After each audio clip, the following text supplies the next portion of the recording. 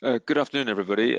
Martin Sawyer here. I'm going to walk you through the slides. I'm conscious when I did this probably a couple of weeks ago. You obviously don't have physical copies of the slides, and it can be quite difficult to follow and at the same time read. So I'm going to be a little bit slower this time to give you a chance to digest each slide. And then obviously, if you do have questions at the end, as Lee says, if you type us back your questions, we'll try and follow it up. Or for that matter, if you want to raise something after this, then feel free obviously to contact us directly. So I'm going to kick off really with the sort of the general space that we're all, I think, hopefully relatively aware of, which is the basic space, leaving the EU. As you're well aware, the current sort of stated position is that the UK government continues to seek to try and achieve a deal, which in our case specifically means that there would be some sort of transition period, and therefore almost everything else from this conversation going forward becomes less critical, because the transition period buys us time to be able to plan more effectively, and we would expect through transition that pretty much everything would stay status quo. So much of what we're focusing on now going forward is on the premise of a no deal moment, really. We obviously are very aware you've got a whole cluster of different activities that you're involved with, as Lee's mentioned, around labelling, documentation, vet issues. We're just focusing really in this case on the organic context, really, just to make sure that we clear that one off for you. But I'm very aware that there's lots of other areas that unfortunately also affect you, as well as other food and drink businesses. So looking in terms of the UK situation, obviously, if we leave without a deal, there are some things that will remain in place. Firstly, there's a general sense that the high standards of food production labelling will remain in play, and there's no belief we think that that's going to change. And specifically for people operating in the domestic market for domestic consumption, then the UK certification bodies, certification that those businesses will have now, continues to be completely appropriate and in play. And as such, therefore, will continue to certify UK organic operators for trade within the UK specifically. Now, obviously, there's been preparation undertaken by the government and by DEFRA on the assumption of a no-deal moment, and this was particularly about making sure that the EU regulation is brought across into UK law, and those statutory instruments have been processed through Parliament, AG02 and AG15, debated through the two houses, and have met approval and have been voted through. So they are in place. So that piece of work is being done. That's particularly important in understanding that does mean that the UK, even in a no-deal moment, intends to follow the EU reg and the EU rules effectively, absolutely, with no particular variance. Primarily, that statutory instruments change was to drive some of the wording away from things like being member state to being the UK. So it was more that type of detail that had to be approved. And to that extent, obviously, certifiers will be adapting all their UK food and farming licenses to incorporate the requirements of the reg and allow therefore access to carry on in the EU organic market. And operators obviously need to still both meet the UK organic standards as well as the EU Commission scheme to ensure that they can move product across into the EU market. But in real terms, that should be no more than a continuation of existing practice for all of you, if you're already in an organic operator.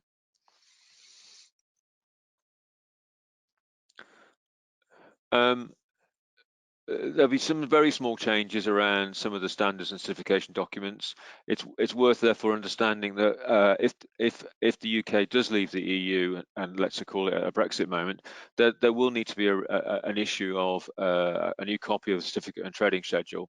But the actual wording of that is still in process with DEFRA. We're seeking clarification as to how that certificate needs to be worded, and to some extent that will surface as we get to the final decisions on Brexit and clear guidance about how this final points of detail are confirmed. And unfortunately, as yet, that still remains a work in progress.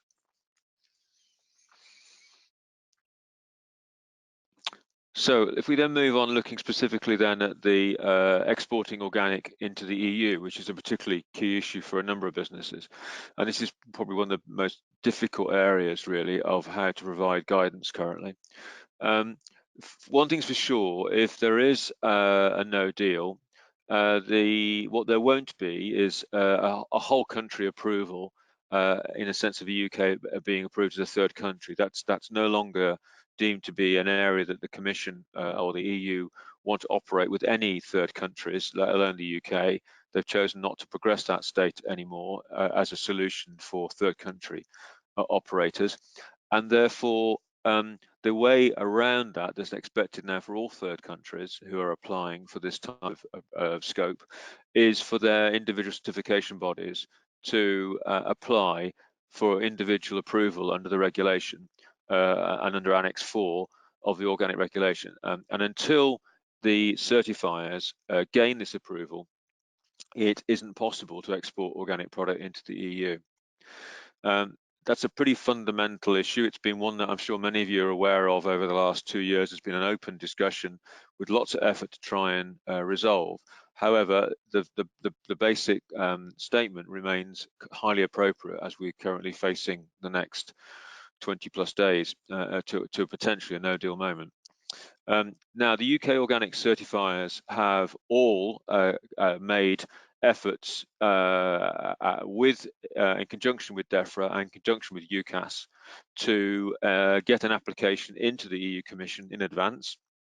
But the problem that we have, and as recently as information I've seen over the last 3 or 4 days, that there remains an impasse where the Commission have no appetite to progress any of those applications under this current negotiation or non-negotiation or whatever you could describe it as currently that's going on with the UK government, and there is no willingness to separate out individual areas of concern, such as this organic regulation piece, away from the bigger overall negotiating stance that's being taken. So if the last piece I certainly saw as of feedback that came on Friday is that it still remains very likely that as of the 31st of October, on a no deal moment, it is unlikely that there'll be any advance willingness to progress our applications before midnight of the 31st of October.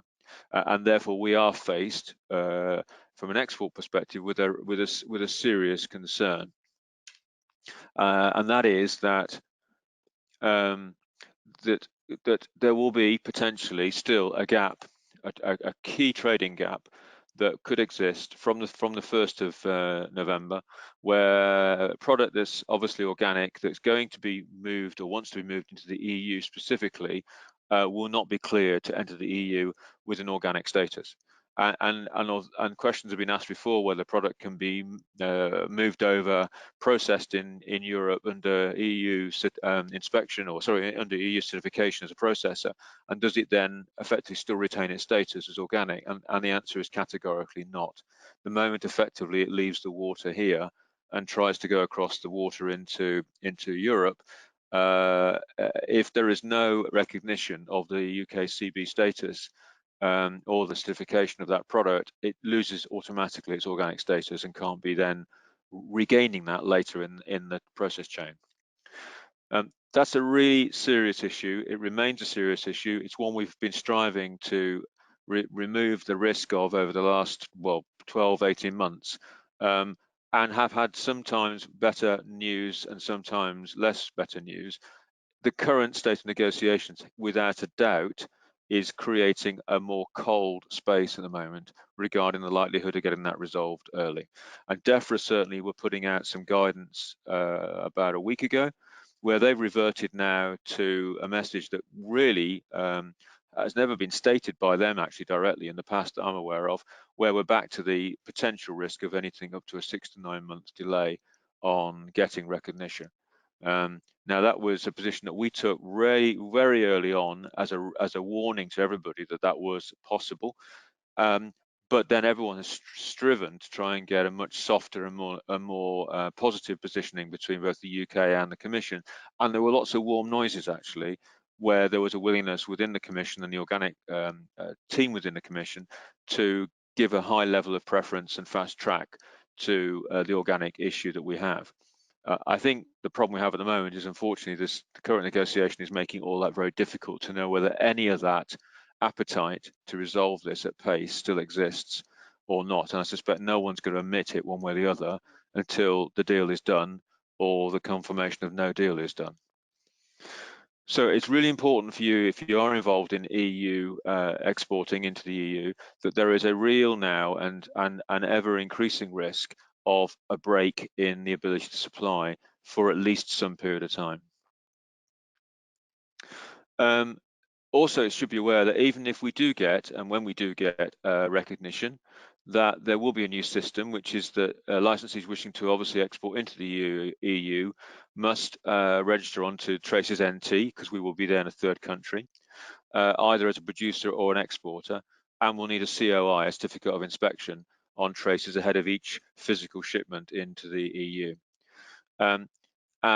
However, again, you will only be able to apply for these roles after the UK has left the EU, and obviously once there's been a recognition put in place of the certification bodies. And currently, you could not physically get onto that system. It's not open to you to do so. Until we are recognised as a certifier, the window isn't open for you via the Commission for you to be able to register on the system.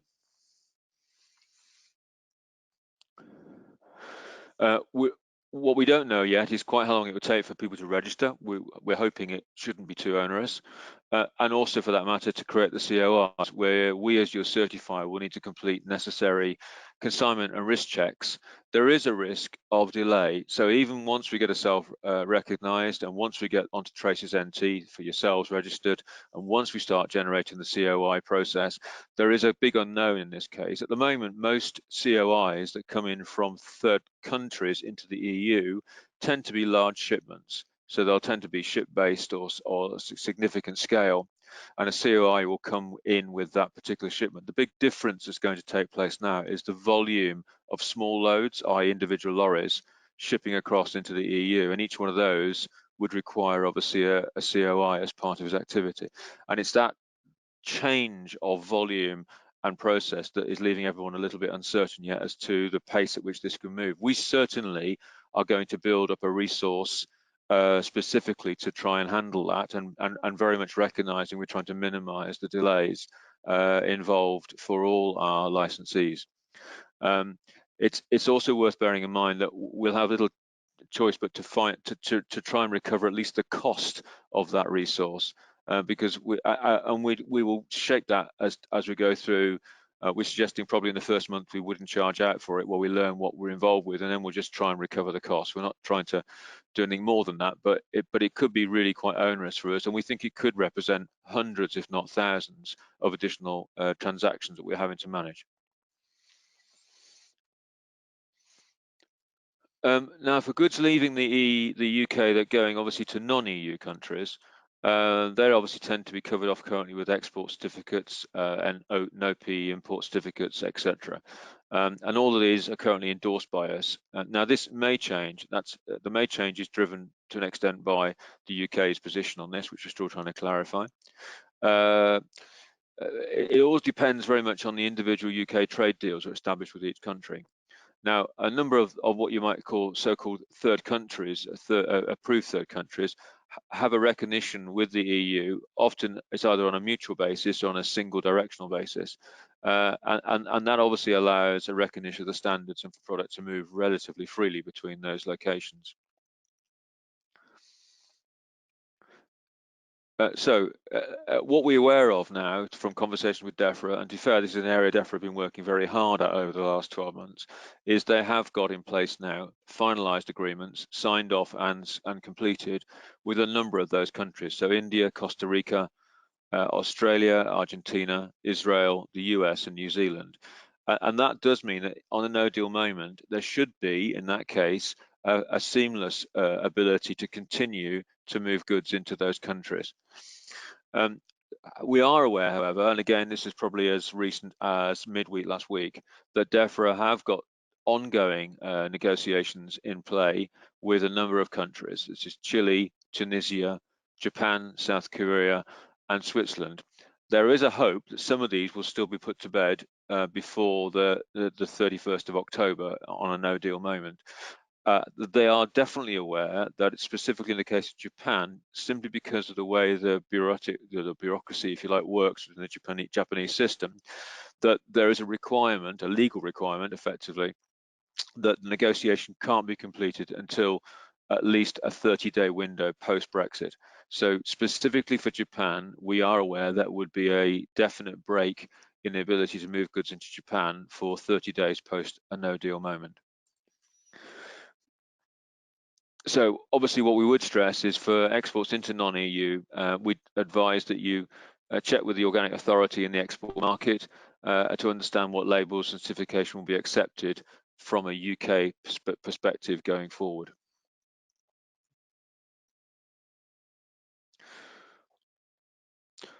Okay, so importing now into the UK from the EU. So importers obviously who are using Traces NT should continue to use so until the UK exit. After the UK leaves the EU, there will be recognition of products coming in from the EU, from the EEA, and from Switzerland for a time-limited period, starting from the exit date and running through, as best we know, until the 31st of December 2020. Now, during that period, there'll be no need for any COIs. This is for product coming in from those countries, and specifically important in terms of the EU. Product from the EU and the EEA states won't require any checks at point of entry, which is also really appropriate, unless there's a very particular food safety or integrity risk on the product. So unlike the reverse issue of the UK, obviously channeling product into the EU and the need for Traces NT and the COIs, product coming from the EU into the UK will be able to travel in without that burden, actually, and with pretty much minimal port checks in bringing the product in. And the UK ports will accept EU COIs. Obviously, this is particularly when you're thinking of third countries, from product coming in from third countries, after the UK exit date for imports from those countries. What we would say, however, is that importers need to notify the ports that these consignments are arriving, so you don't get caught with any delays. And it's worth bearing in mind that the UK ports may or may not have access post a no-deal Brexit moment to the Traces NT system for product coming towards the UK. And it's important, therefore, that we would stress that you ensure that product travels with its own paper COI to really avoid any hold-ups at port level.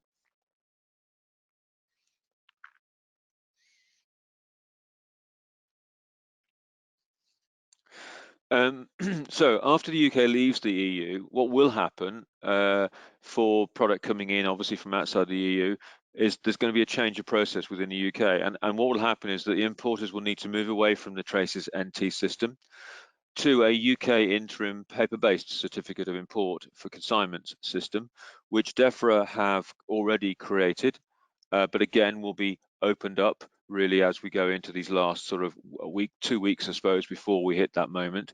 And effectively the ambition, I believe, for the UK over a period of time is to move towards an equivalent to a Traces electronic-based system.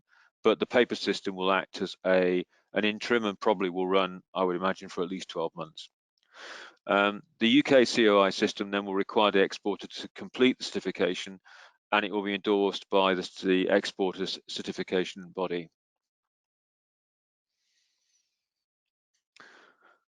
It does, from DEFRA's perspective, they're suggesting already that you start talking to your suppliers and let them know that there will be this transition from Traces NT across to the UK interim system. And UK-based importers obviously will still need a UK COI in place, regardless of their entry, whether it's coming into the UK or the EU. So whilst the UK transitions the Commission regulation to the UK law, we will continue to recognise products from the 13 EU-approved third countries.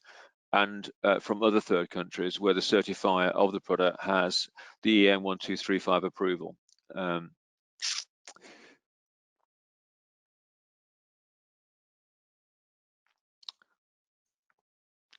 So third country imported goods that enter the UK via the EU but do not clear customs in the EU will need a UK COI endorsed at that first point of entry in the UK. UK ports may accept an EU COI after the exit date for imports from a third country, but it's likely that the UK Port Health Authority will need to be informed if your goods are arriving without the new COI in place. And obviously there will be some additional checks put in place on high risk items.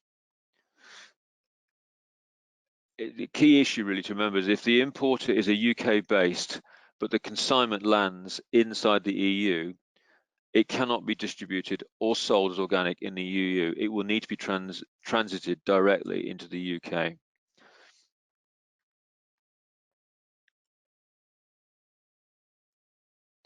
We're not as yet fully clear how goods imported via EU ports will operate, but we are seeking clarification. There's a couple of options that we think that might exist. Okay, sorry, I'll take this slowly for me. For goods authorized to enter the EU via a certified EU importer, full clearance of the EU port of entry is the responsibility of the EU, and the traces COI will be required. Goods then can move between the EU into the UK with no additional requirement for paperwork, so no COI. Effectively, it then is accepted as an EU product it's on the EU system and it can be moved seamlessly across. If the importer is licensed and based, however, in the UK, then the UK has that clearance responsibility, and a UK COI will have to be required regardless of point of entry, whether it's actually landed in the UK or, for that matter, within the EU.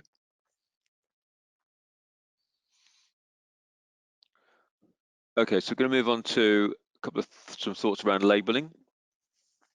Right, so starting with what's deemed to be the legal position first. So the EU organic logo must not be used on any organic products labelled within the UK, unless the UK and the EU reach this equivalency arrangement, which in the case of obviously a no deal will be a period of delay, or for that matter that the SA cert or the other certifiers obtain the approval before the exit day. It's also worth mentioning that there remains a distinct possibility that the certification codes that are used for labelling in the UK will have to change, because those codes are effectively owned by or created by the EU rather than the UK. It's also worth bearing in mind that UK food must not be labelled as origin EU after Brexit. For example, a current mix of EU and non-EU origin product changes to a mix of UK and non-UK origin. Now, DEFRA have told us consistently, however, that there will be no attempt to try and pursue in the short horizon any particular enforcement action against these issues above, and as such trading standards will be asked to take a light touch in our approach, and we believe that window will be open for a realistic period of time, probably 12 to 18 months, recognizing that everyone's running with packaging and we need clarification of what all the changes will need to be, and I believe within the UK therefore there will be it is very unlikely that there would be any action taken with any of those issues raised above in the short horizon.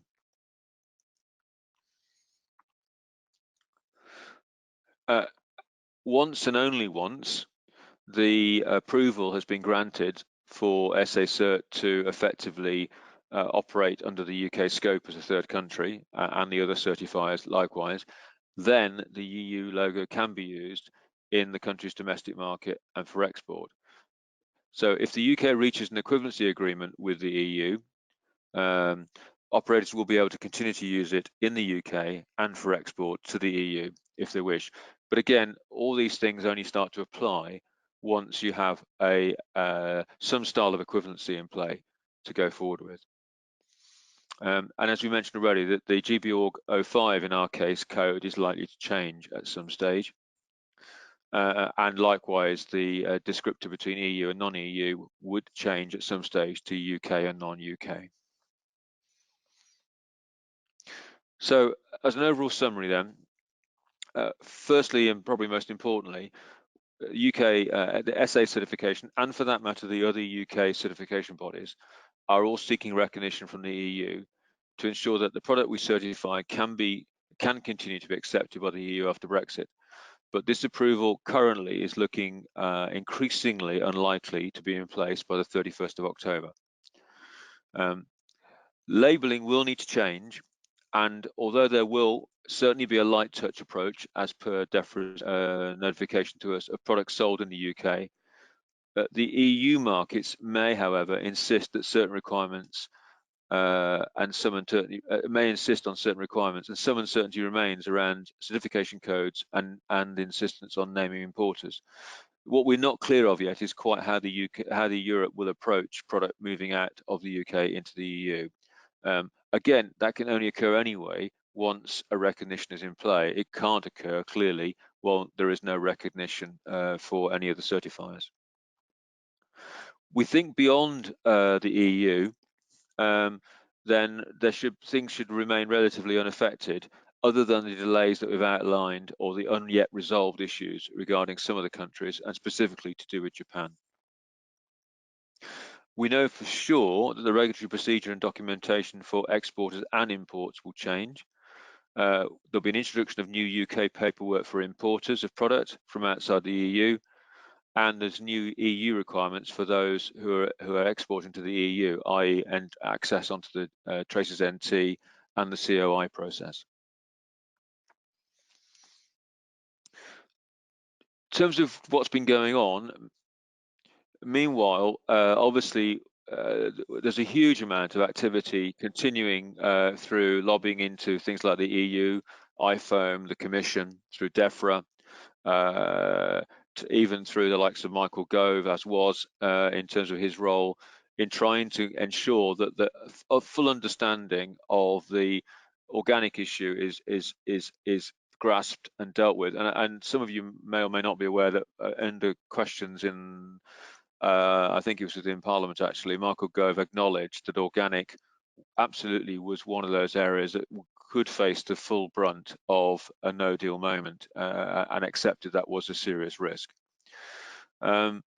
What we've also done now, and we are ramping up actually almost by the day, is established a very detailed now web hub through which you get access through the SA main website, which we've also approached the government about in terms of trying to give us as much support and funding as possible to ramp up so that we can put in place things like helplines, a high level of detail, and for that matter put some advertising out to keep everyone fully informed across the whole sector, not just for the licensees area but for the whole of the organic space. And we're meeting regularly with DEFRA pretty much every other week as a minimum in trying to progress both the applications and the attempts to try and continue negotiations in towards the organic team within the Commission and the Commission itself.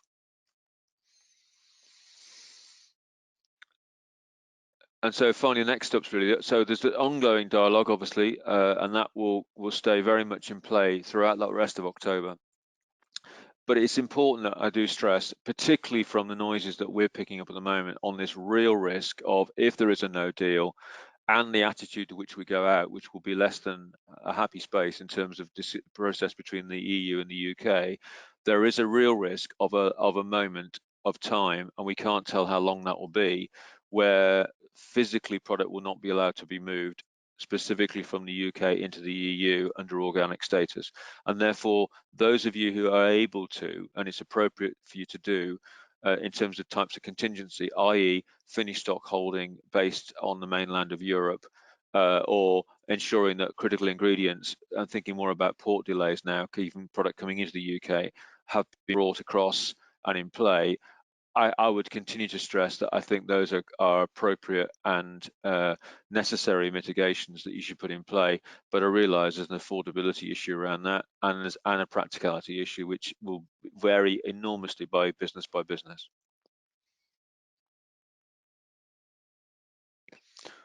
And so we're now going to open up, and I'm going to let Lee oversight this, but we'll now open up to any questions you may have that you can feel free to type across to us now.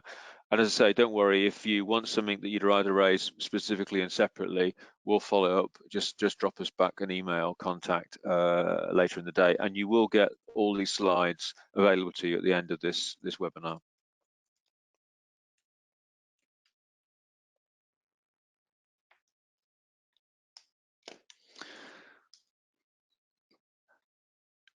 Okay, thank you very much, Martin.